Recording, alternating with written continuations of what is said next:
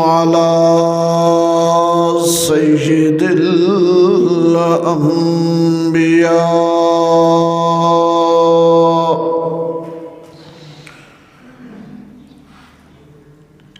سيد الأنبياء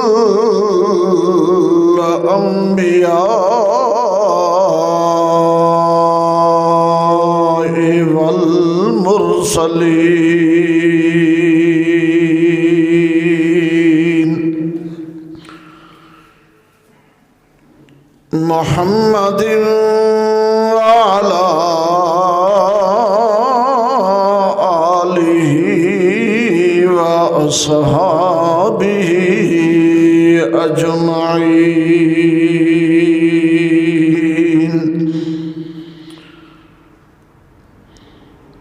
أما بعد فأعوذ بالله من الشيطان الرجيم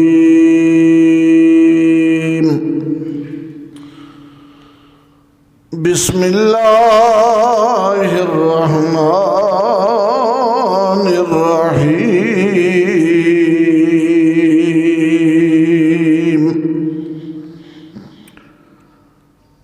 ومن يشاقق الرسول من بعد ما تبين له الهدى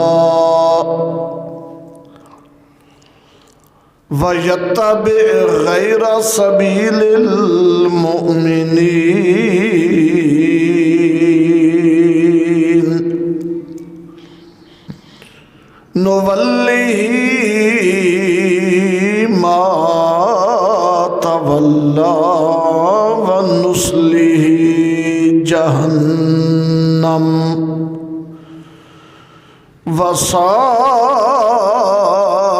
وساءت مصيرا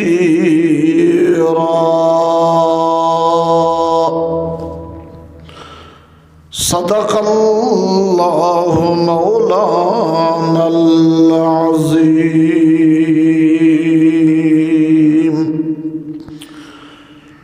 اللهم صل على محمد وعلى آل محمد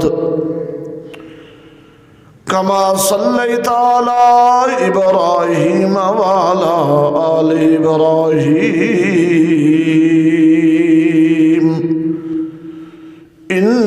إنك حميد مجيد اللهم بارك على محمد وعلى آل محمد كما باركت على إبراهيم وعلى آل إبراهيم إنك حميد مجيد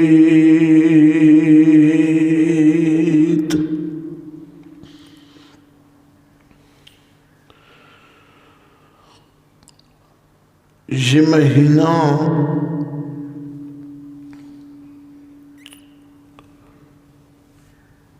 رمضان المبارک کا مہینہ ہے۔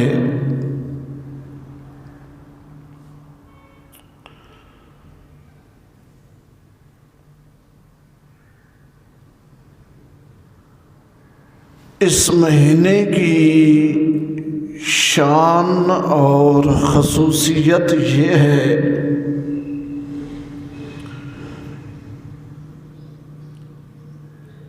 کہ اللہ تعالیٰ نے فرمایا ہے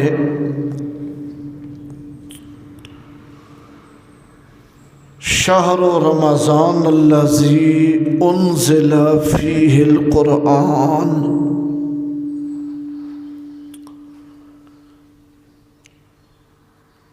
ہم نے قرآن کو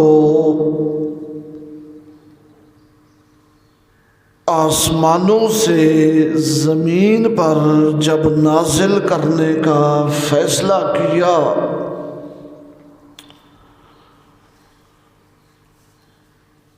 تو اس کام کی ابتدا اور آغاز کے لیے رمضان کے مہینے کو چنا گیا۔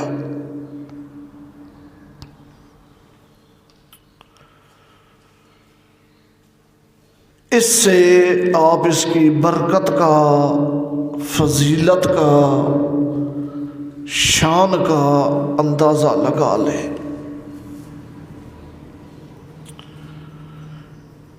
اسی رمضان المبارک کے مہینے میں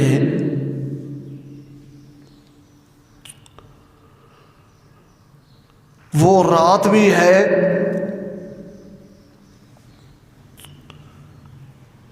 جس کا نام ہے لیلۃ القدر۔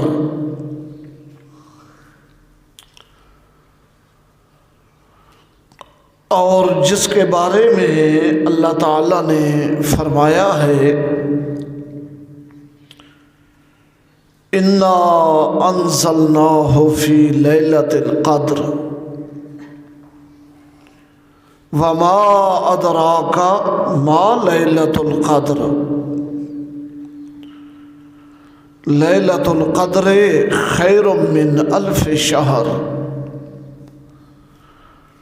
تنزل الملائکۃ والروح فیہا بإذن ربہم من کل امر سلام ہی حتی مطلع الفجر۔ فرمایا ہم نے اس قرآن کو رمضان کے مہینے میں اور لیلۃ القدر میں نازل فرمایا۔ اور اے سننے والے، تجھے کیا پتا لیلۃ القدر کیا ہے؟ لیلۃ القدر وہ رات ہے کہ اگر کوئی آدمی 1000 مہینہ عبادت میں گزار دے اور دوسرا آدمی صرف یہ ایک رات عبادت میں گزارے تو یہ ایک رات 1000 مہینے سے افضل ہے۔ اللہ تعالیٰ کے فرشتے اس رات کو گروہ در گروہ، لشکر در لشکر اور فوج در فوج آسمانوں سے زمین کی طرف آتے ہیں،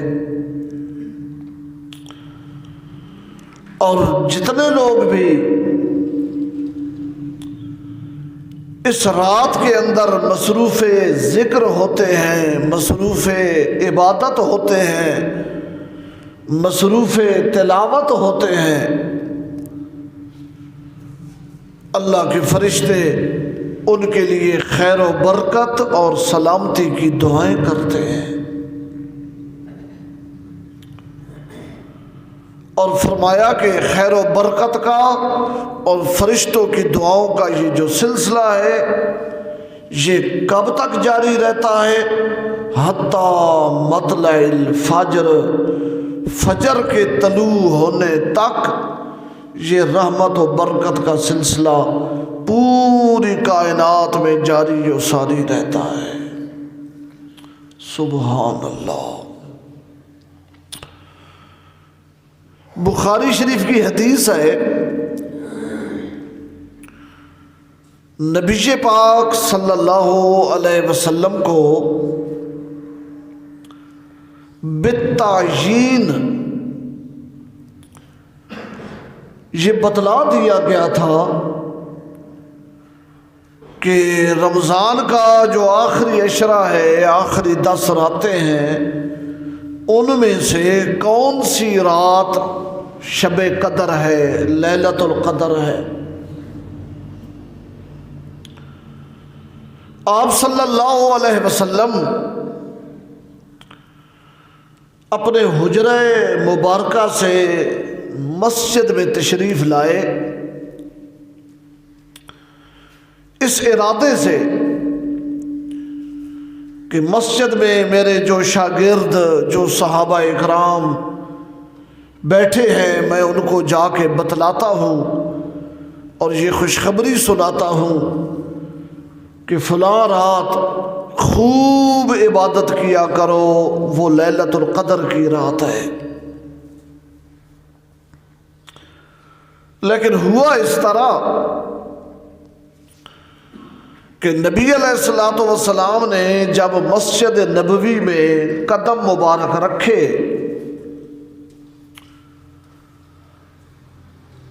تو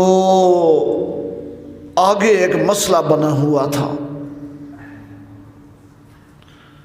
وہ مسئلہ کیا تھا؟ مسئلہ یہ تھا کہ فَتَلَاهَا رَجُلَانِ مِنَ الْمُسْلِمِينَ،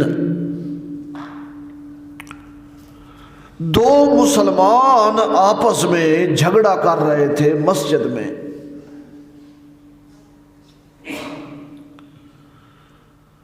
وہ جھگڑا کوئی اس طرح کا جھگڑا تو نہیں ہوگا کہ ڈنڈے سوٹے چل رہے تھے یا فائرنگ ہو رہی تھی،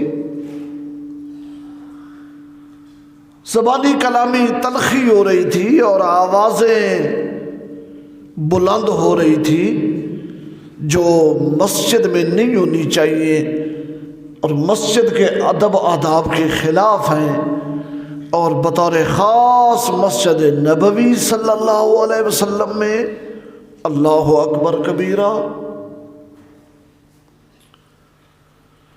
بہرحال وہ بھی انسان تھے اور انسان سے لغزش ہو ہی جاتی ہے۔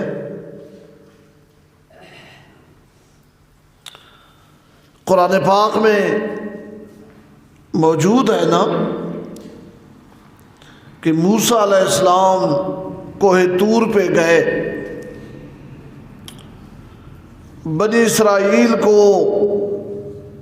ایک اللہ کا عبادت گزار بنا کے گئے، اللہ کی توحید کا مسئلہ اچھی طرح پکوا کے گئے،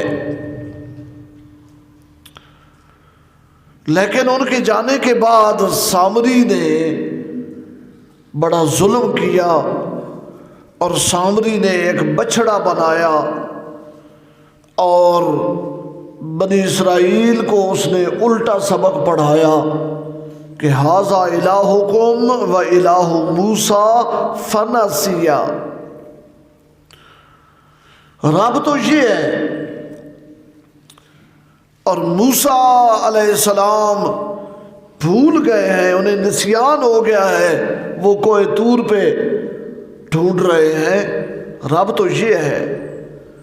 اور اس کے رب ہونے کا ثبوت یہ ہے کہ وہ جو بچڑا تھا اس کے منہ سے باں باں کی آواز نکلتی تھی۔ بس اتنی سی بات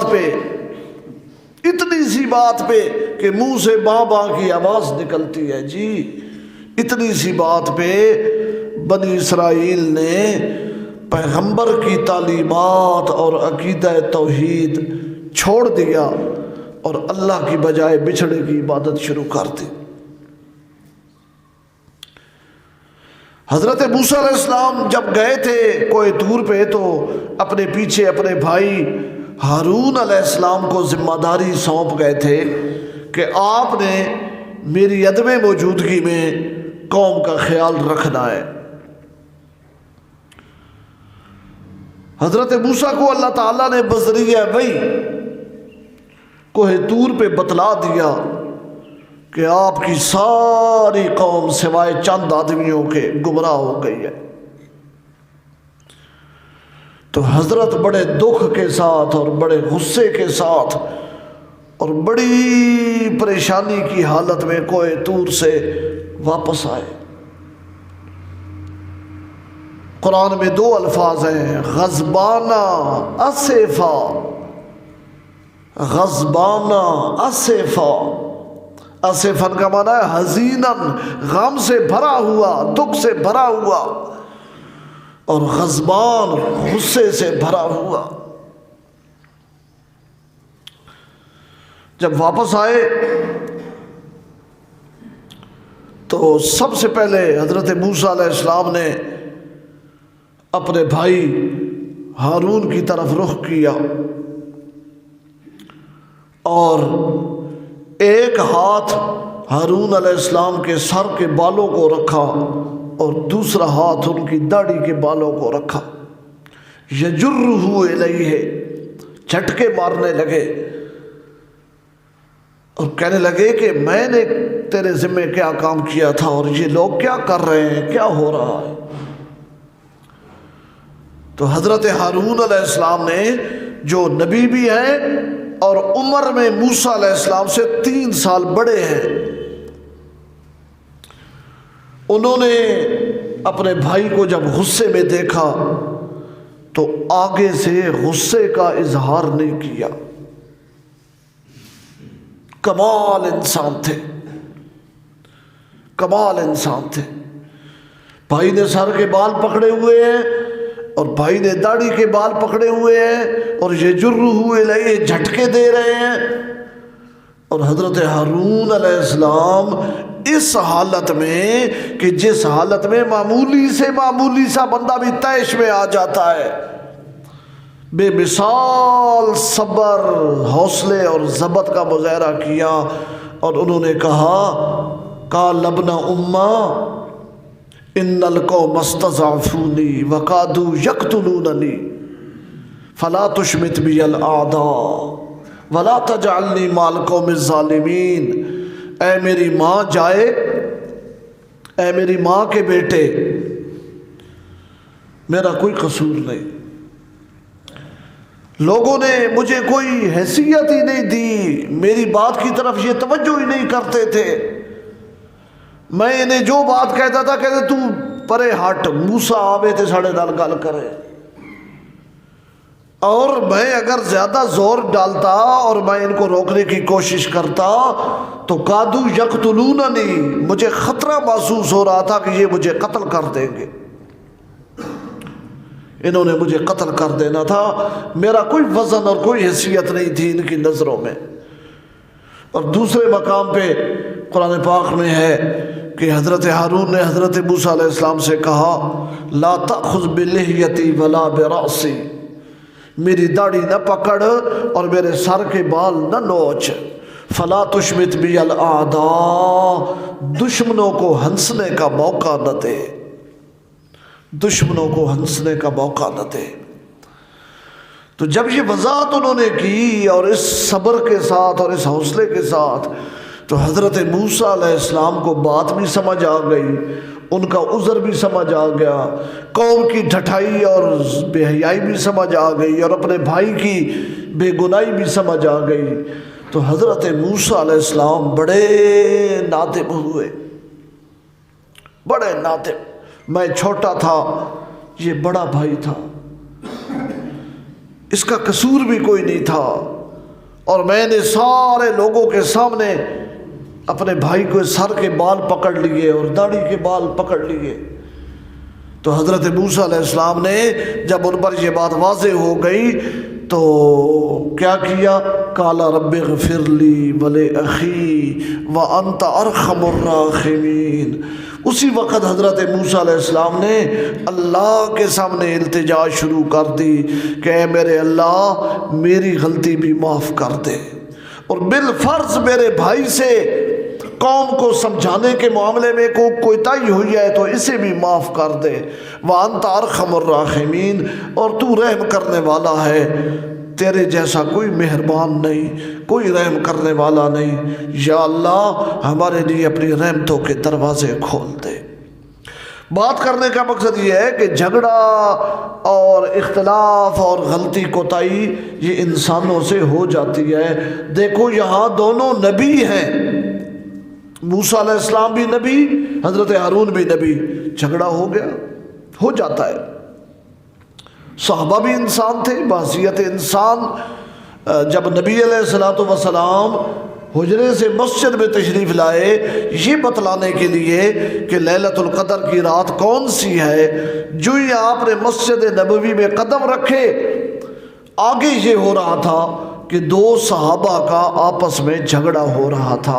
فَتَلَاهَا رَجُلَيْنِ مِنَ الْمُسْلِمِينَ، دو مسلمان آپس میں جھگڑ رہے تھے. نبی علیہ السلام رک گئے اور وہ جھگڑا تو فوراً ختم ہو گیا، وہ لوگ جو جھگڑ رہے تھے وہ خاموش ہو گئے۔ لیکن آپ صلی اللہ علیہ وسلم نے فرمایا کہ یہ جو تم آپس میں جھگڑ رہے تھے نا، اس کا نقصان یہ ہوا ہے کہ اللہ تعالیٰ نے وہ جو علم مجھے دیا تھا لیلۃ القدر کا، وہ میرے ذہن سے اللہ نے نکال دیا ہے۔ یہ ہوتا ہے مجمع کا اثر بولنے والے پر۔ سننے والے سامعین میں اگر ایک آدمی بھی ایسا ہو کہ جس کی پوری توجہ اللہ کی طرف ہو اور وہ اللہ کا دین سیکھنا اور سننا چاہتا ہو، تو اس کے انوارات سے علم و حکمت کے دریا پھوٹتے ہیں بولنے والے کے اندر۔ اور اسی طرح اس کے برعکس صورتحال ہو تو پھر نحوست بھی اسی سطح کی ہوتی ہے۔ مجھے اچھی طرح یاد ہے پنڈ سلطانی کی ایک بچی گجرات میں جو جامعہ ہے حضرت سید عنایت اللہ شاہ بخاری رحمۃ اللہ علیہ کا بنات کا مدرسہ، اس سے فارغ التحصیل ہو کے آئی پنڈ سلطانی میں، تو انہوں نے اپنے گھر میں دعوت کی مولانا سید ضیاء اللہ شاہ صاحب بخاری کی۔ حضرت شاہ صاحب تشریف لائے اور گھر کے ساتھ متصل جو مسجد تھی اس میں انہوں نے بیان رکھا۔ ہمارے استاد جی حضرت مولانا شیر محمد صاحب رحمۃ اللہ علیہ بحیات تھے۔ زور کے بعد شاہ صاحب کا بیان تھا، استاد رحمۃ اللہ علیہ بھی تشریف لے گئے اور مجمع میں بیٹھے ہوئے تھے۔ کچھ لوگوں نے تھانہ بسال میں درخواست دی کہ یہ تقریر نہیں ہونی چاہیے اور اس سے فتنے کا خطرہ ہے اور فلاں ہے اور یہ اور وہ۔ خیر تقریر جاری تھی کہ پولیس کی گاڑی آ گئی اور مسجد کے باہر وہ کھڑے رہے۔ تقریر بڑی فصاحت و بلاغت کے ساتھ ہو رہی تھی اور بڑے نکات بیان ہو رہے تھے۔ وہ نکتے بیان کرتے کرتے سید ضیاء اللہ شاہ صاحب بخاری فرمانے لگے کہ آج کچھ علم کی عجیب و غریب باتیں میرے ذہن میں پھوٹ رہی ہیں۔ لگتا یہ ہے مجمع میں کوئی اللہ کا مقبول بندہ بیٹھا ہوا ہے، لگتا یہ ہے کہ مجمع میں اللہ کا کوئی خاص مقبول بندہ بیٹھا ہوا ہے۔ آج عجیب عجیب باتیں میرے ذہن میں پھوٹ رہی ہیں۔ تو کسی آدمی نے نیچے سے آواز دی، شاہ جی استاذ مولانا شیر محمد صاحب بیٹھے ہوئے نے۔ تو حضرت شاہ صاحب نے کہا اللہ اکبر، اچھا حضرت آئے ہوئے نے، ماشاء اللہ، اس لیے میں کہتا ہوں پتہ نہیں آج کیا اثر کیا ہے۔ تو یہ فطرتی بات ہوتی ہے، فطرتی بات ہوتی ہے۔ اگر گڑبڑ ہو تو پھر وہ بولنے والے کا ذہن بھی اس میں وہ چیزیں اسی انداز میں ہو جاتی ہیں، اور توجہ ہو تو پھر رحمتوں کے دروازے کھلتے ہیں۔ تو چونکہ مسجد نبوی میں دو صحابہ کے مابین کوئی تلخی ہو رہی تھی، آوازیں بلند ہو رہی تھی جو کہ نہیں ہونی چاہیے تھی مسجد نبوی میں، تو اس کا اثر یہ ہوا کہ نبی علیہ السلام حجرے سے باہر نکلے اور آپ صلی اللہ علیہ وسلم جو بات بتلانا چاہتے تھے، جو فرمانا چاہتے تھے، وہ اس جھگڑے کی وجہ سے آپ کے ذہن سے نکل گئی۔ اور نبی علیہ السلام نے صحابہ کو فرمایا کہ میں تمہیں لیلۃ القدر کی تعیین بتانے آیا تھا، لیکن تمہارے جھگڑے کی وجہ سے وہ میرے ذہن سے اڑ گئی ہے بات۔ اب اسے تلاش کرو 21ویں میں، 23ویں میں، 25ویں میں، 27ویں میں۔ ان 4 راتوں میں سے کوئی ایک رات ہے جو یقیناً لیلۃ القدر کی رات ہے، اور مجھے بتایا گیا تھا لیکن تمہاری وجہ سے وہ ذہن سے نکل گئی ہے بات۔ یا 21ویں اللہ نے بتائی تھی، یا 23ویں، یا 25ویں، یا 27ویں۔ تفسیر کبیر میں امام راضی رحمۃ اللہ علیہ نے لکھا ہے کہ امیر المومنین سیدنا فاروق اعظم رضی اللہ تعالیٰ عنہ نے ایک مرتبہ حضرت عبداللہ ابن عباس رضی اللہ عنہ سے پوچھا. عبداللہ بن عباس رضی اللہ عنہ عمر میں بہت چھوٹے تھے، بہت چھوٹے، لیکن اللہ تعالیٰ نے چھوٹی سی عمر میں انہیں علم قرآن اور فہم قرآن اور تفسیر قرآن میں وہ شان عطا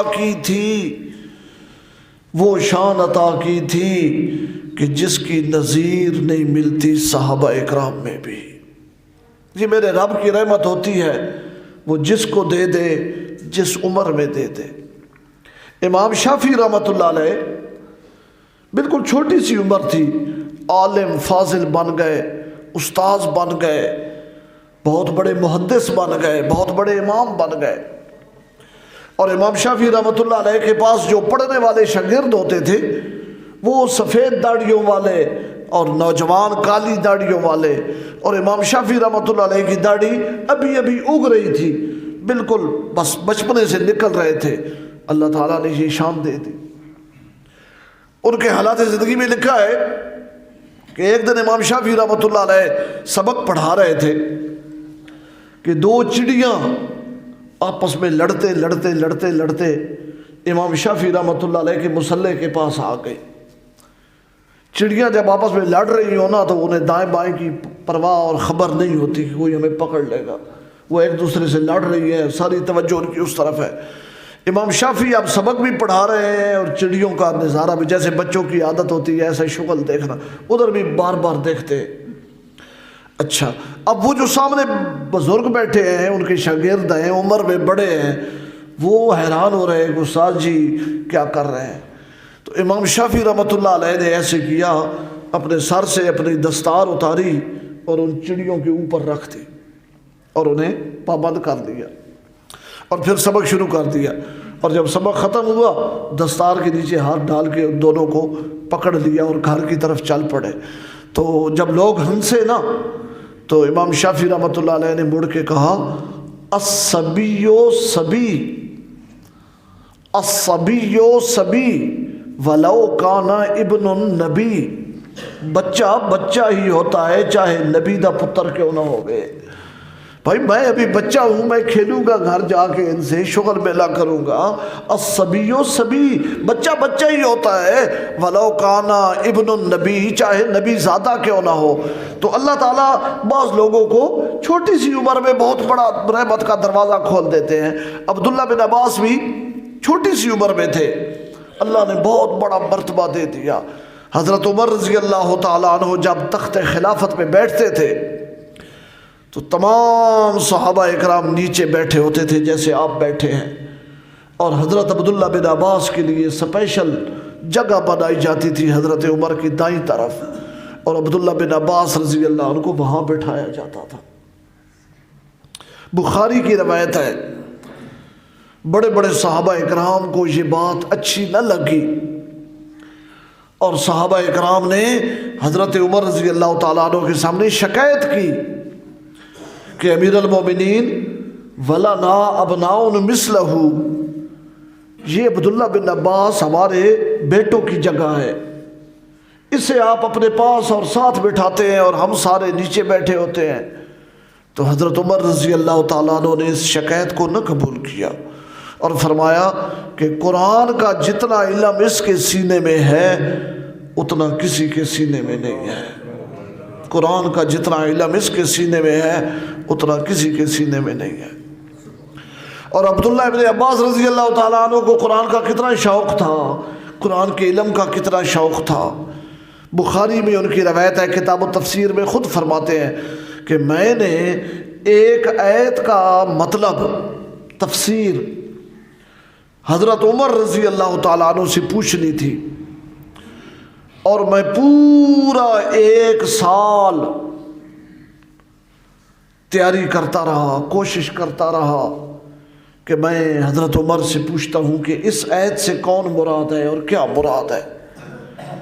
لیکن عبداللہ ابن عباس خود فرماتے ہیں کہ حضرت عمر رضی اللہ عنہ کی ہیبت اتنی تھی، حضرت عمر رضی اللہ تعالیٰ عنہ کی دہشت اتنی تھی، اور اللہ تعالیٰ نے عمر بن خطاب کو اتنا رعب عطا کیا تھا، فرماتے ہیں کہ پورا سال میں سوال اپنے ہونٹوں پہ لاتا تھا اور پھر ان کی ہیبت کی وجہ سے چپ ہو جاتا تھا، پورا سال سنتن کاملتن، ایک سال میں سوال منہ میں لے کے آتا تھا، پھر حلق سے نیچے کر دیتا تھا، منہ میں لاتا تھا، پھر اسے پیچھے دھکیل دیتا تھا۔ فرماتے اس دوران حضرت عمر رضی اللہ تعالیٰ عنہ حج بیت اللہ کے لیے گئے اور مجھے کہا کہ دارالخلافہ چونکہ مدینہ تھا اور حج کہاں ہوتا ہے؟ مکے میں، تو مجھے کہا کہ عبداللہ ابن عباس تو نے بھی میرے ساتھ حج پہ جانا ہے۔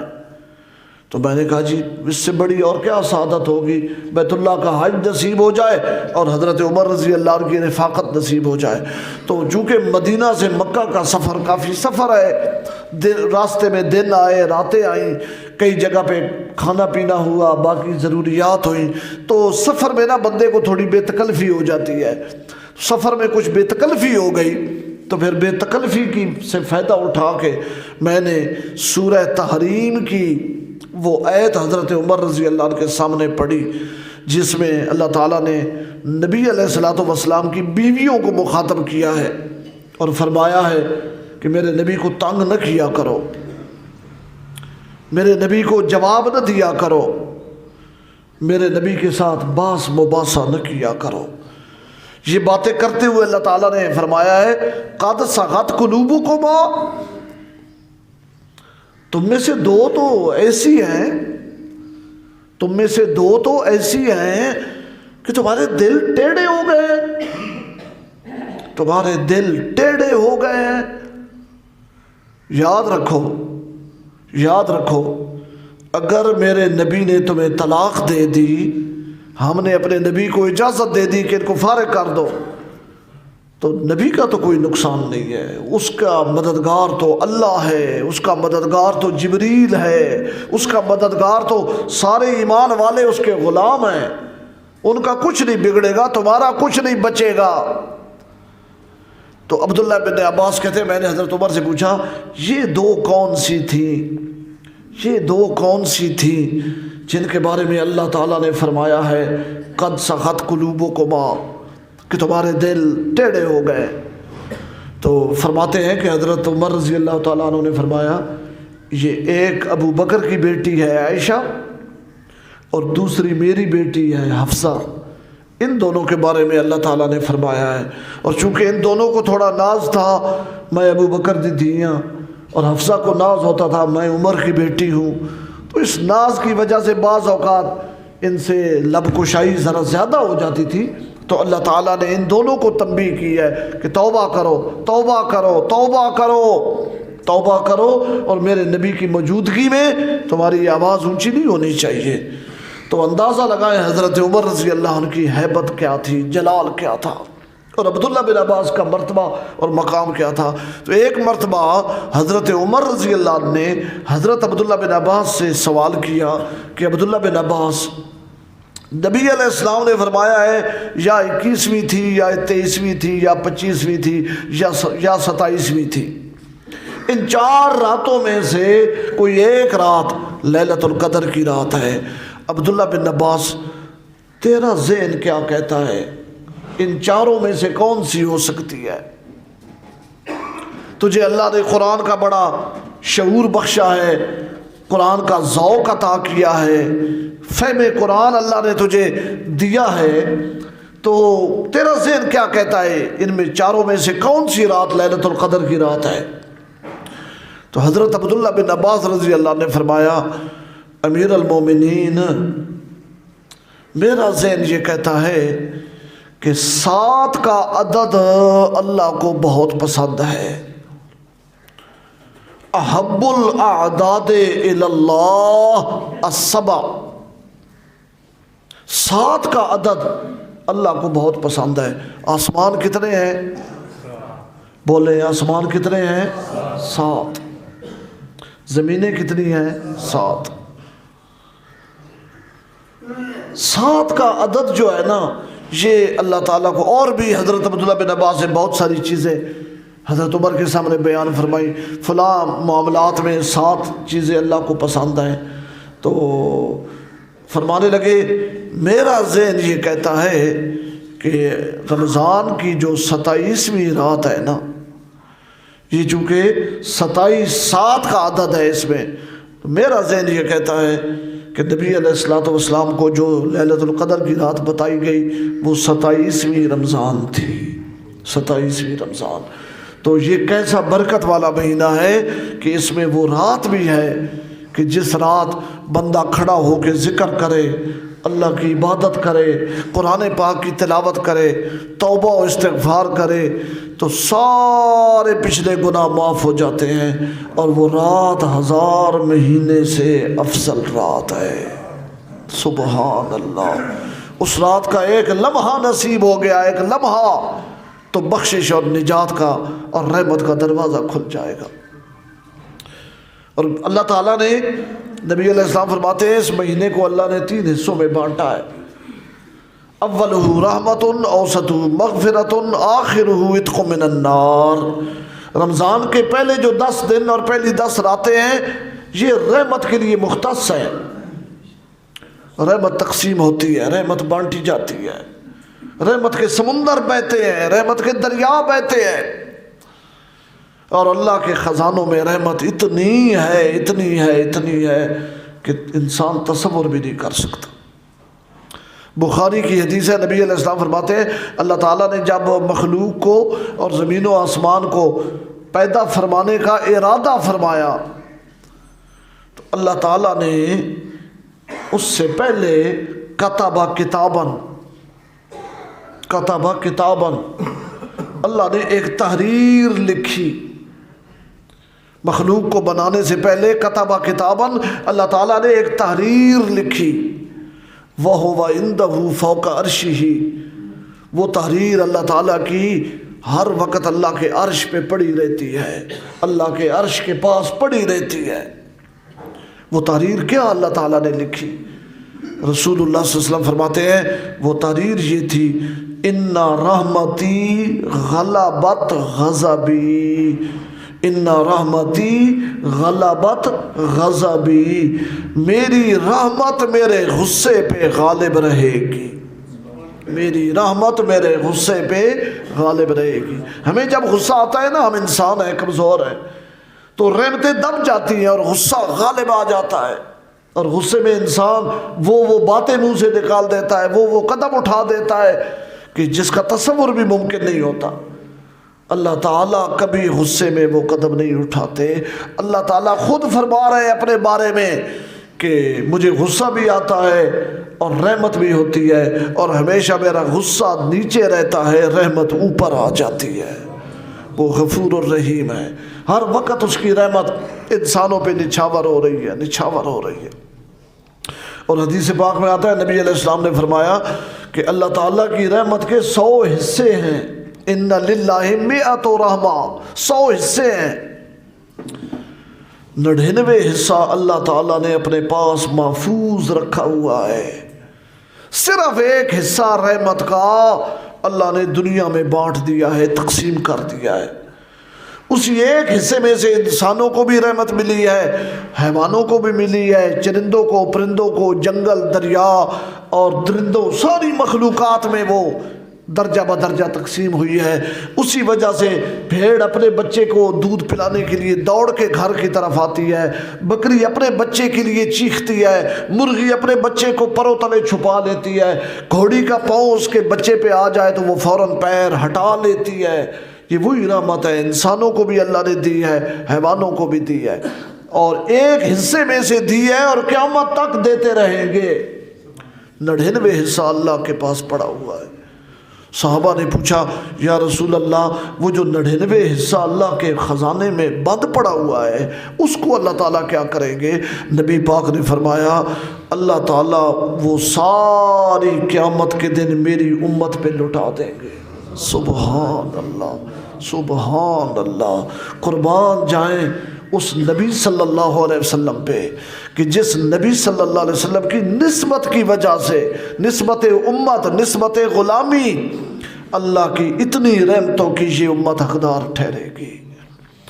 اور پھر رمضان کے یہ 10 دن، یہ 10 راتیں، یہ تو رحمت کے دریا چلتے ہیں۔ اور دوسرا عشرہ فرمایا یہ مغفرت کا عشرہ ہے، آؤ اللہ سے توبہ کرو، معافی مانگو۔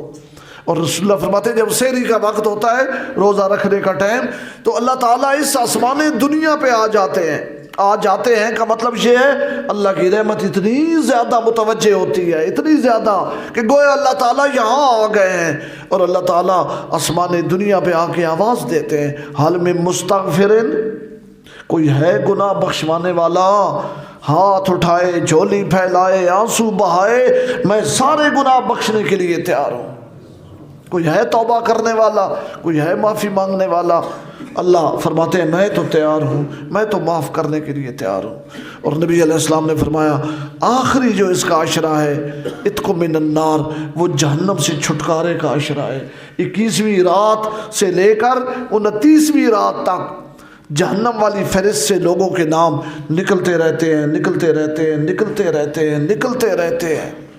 جو آیت میں نے پڑھی ہے اس میں اللہ تعالیٰ نے فرمایا ہے کہ ایک طبقہ ایسا ہے کہ رمضان کی ان راتوں کے باوجود ان کا نام جہنم والی لسٹ سے نہیں نکلتا۔ مولا وہ کون سا طبقہ ہے؟ فرمایا وَمَن يُشَاقِقِ الرَّسُولَ مِن بَعْدِ مَا تَبَيَّنَ لَهُ الْهُدَىٰ وَيَتَّبِعْ غَيْرَ سَبِيلِ الْمُؤْمِنِينَ، جو آدمی میرے رسول کی مخالفت کرتا ہے ہدایت کھل جانے کے بعد بھی، اور اس کی نشانی یہ ہے وَيَتَّبِعْ غَيْرَ سَبِيلِ الْمُؤْمِنِينَ کہ وہ ایمان والوں کے راستے سے ہٹ کے چلتا ہے۔ تمام امت کے جمیع مفسرین کا اتفاق ہے کہ یہاں المومنین سے مراد صحابہ اکرام ہیں رضوان اللہ علیہم اجمعین۔ صحابہ کا طریقہ، صحابہ کا راستہ، صحابہ اکرام کا طرز عمل، اس سے جو ہٹ کے چلتا ہے اللہ تعالیٰ فرماتے ہیں نولیہ ما تولی ونصلہ جہنم وساءت مصیرا۔